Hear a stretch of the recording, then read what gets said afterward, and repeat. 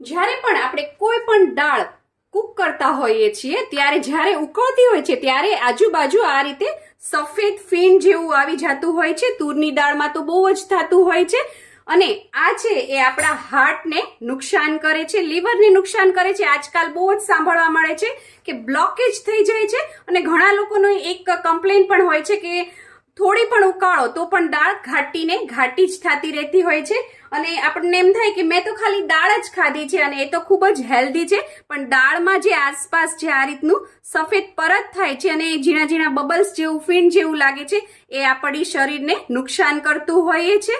તો શું કરવાનું, જ્યારે પણ દાળ આ રીતે ઉકળતી હોય ત્યારે તમારે કિનારેથી આ રીતે ચમચાની મદદથી આ રીતે આ જે સફેદ પરત દેખાય છે એને કાઢી લેવાની છે, જે આપણા શરીરને નુકસાન કરે છે. આને કાઢી લેવાની છે.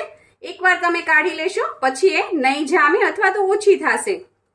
બસ એકવાર આ રીતે તમારે કાઢી લેવાની છે અને આનો યુઝ નથી કરવાનો, આને ફેંકી દેવાનું છે. ત્યારબાદ તમે આ દાળ ખાશો તો આ દાળ છે એ પચવામાં એકદમ સરળ રહેશે અને જે કમ્પ્લેન છે કે બહુ જ ઘાટી થતી રહી છે એ પણ નહીં થાય.